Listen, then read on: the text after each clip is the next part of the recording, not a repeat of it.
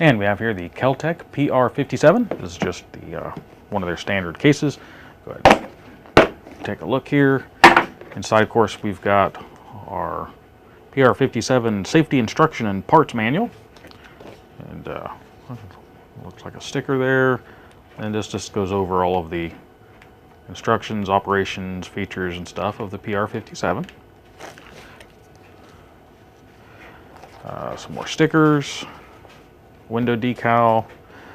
This is the reference guide on how to use the speed loaders. This is the optic plate instructions, how to install that. And then, of course, just a NRA membership. We have a trigger lock, and of course, a warning telling us that trigger locks are just part of the overall firearm safety. This is the top optic rail that you can install. Comes with 2 of the speed loaders. Basically, you would these would hold up to 10 rounds, and then you could use this to rapidly load 10 rounds at a time into the internal magazine. Just a spacer, and we have the PR57 itself. Let's go ahead and get this out of the way and move everything out of the way here. I'm going to go ahead and zoom in a little bit more so we can get an up-close look. And of course, before working on any firearm, we want to make sure it is free and clear of all ammunition. So there is no magazine to release on this. So basically, you'll just need to open the slide and then visibly check the magazine well and the barrel, make sure it is free and clear.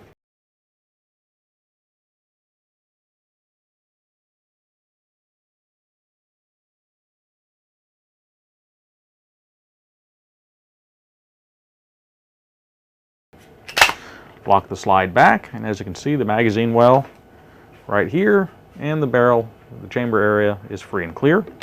So we are clear to look at the controls and features of the PR57. The PR57 only has 2 controls, user controls. There's the trigger itself, and then you have the slide release or slide lock. On the last round, this little lever assembly will engage into that section on the slide and hold it back. If there's ammunition in the internal magazine, then this little lever will be pulled down, and then it won't hold it back. It just allows it to reciprocate back and forward. It is a hammer-fired firearm. The hammer's internal there in the slide.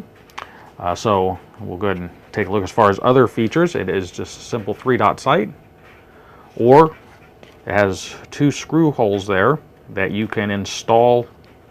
It comes with a top plate for you to install a red dot. So you would screw the plate onto that. It would engage these ridges on the top of the slide. Put the screws in place. That would then hold the flat top. You put the red dot on it.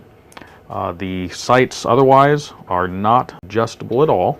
It's a front rail, has 1 locking rail in there. So you can put any type of accessory on there that locks onto the front. So you can install your light or laser, whatever you might want to have there. Then put your red dot on the top. So you can outfit it up pretty much as you want. It just doesn't have the detachable magazine or any other safety or anything.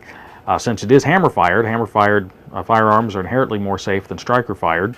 It does preload the hammer to pretty much semi-cock the hammer. So when you pull the trigger, it just does the final cocking step and then releases the hammer.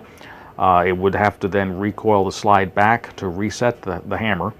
So see, if you pull the trigger, it won't pull the hammer again. The slide would have to come back to reset it.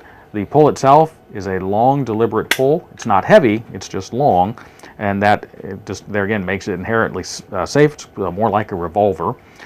So there is no side-mounted safety, there's no grip safety, there's no little trigger dingus or anything that you need to deal with. It's pretty much just a point-and-shoot type of a firearm. On the front, you notice there's 2 guide rails that come out of the front. Instead of one larger one, it's got 2 smaller ones. It's dual recoil springs. You see these indentations in the front? That's where the locking lugs go. The locking lugs are on the front of the barrel, and the barrel itself will stay locked to the slide for about a 1/4 inch of travel, and then at which point the pressures would drop enough that it will rotate the barrel and unlock it, and the slide will continue to go back. So if you see this little flat section right here, as I pull the slide back, you'll be able to see the barrel start to rotate. Just that little bit right there. So that unlocks it, and then once it's unlocked, the slide would be able to continue all the way back. Here's our locking lugs right there that engage into those recesses. So they go into the recess, and then they turn on the inside and they lock into the slide. You can see our little guide rails right here. So I'll go ahead and put this here. So disassembly is very simple. Basically, you'd want to, well, just make sure you're pointed in a safe direction, kind of push back on the slide just a tiny bit, and then push forward on the trigger. So you just push the trigger forward, and that releases the slide, and then it just slides off the top. So we have our frame here. Here's our magazine well. Holds up to 20 rounds. This little piece, it's kind of hard to see. It's black on black on black, so everything's black. That little saddle right there, see if you can see it. And if I pull the trigger forward, you can see it go up and down. And on the side here, you can see it right there. That's what locks the slide and the barrel to the frame. There's our slide stop right there. There's our disconnector. There's our hammer.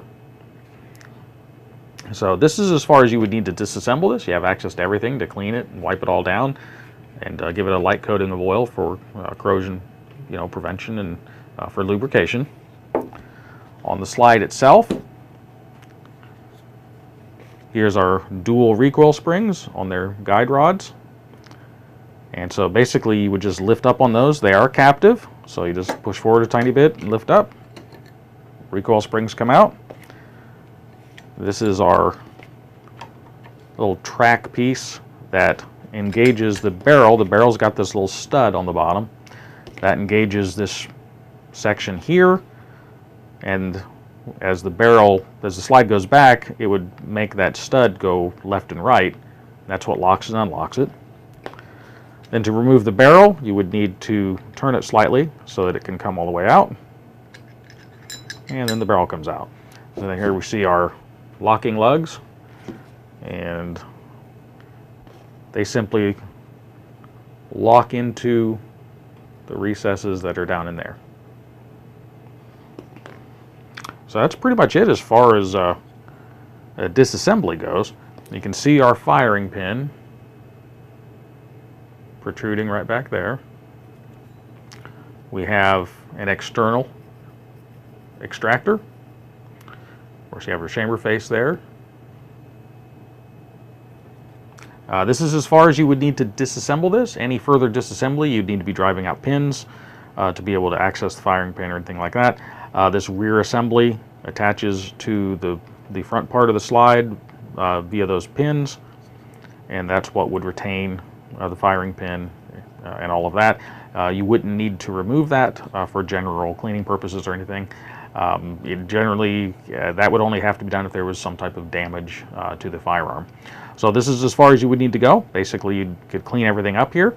This little section right here, this empty space, that's where the hammer goes. And then it would strike the firing pin there. This is pretty much it. Reassembly is just the opposite.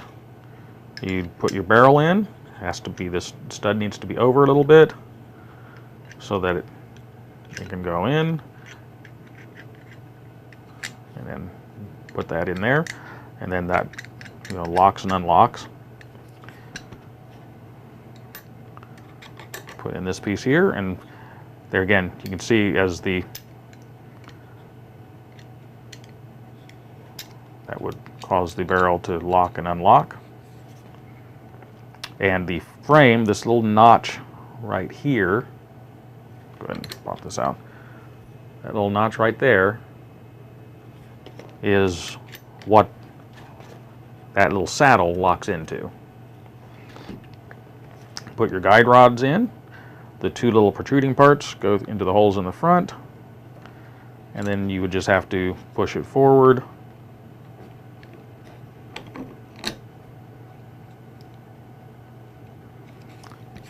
So the fact this all moves makes it a little bit difficult, but they just go into that little recess right there, so you just have to push forward just a tiny bit. So just push forward and then down, and it just goes in right like that. You align your grooves there on the slide with the corresponding grooves on the front there. And as you slide it back, push the trigger forward to lower that saddle. Slide it back, let up, and that locks it back in place.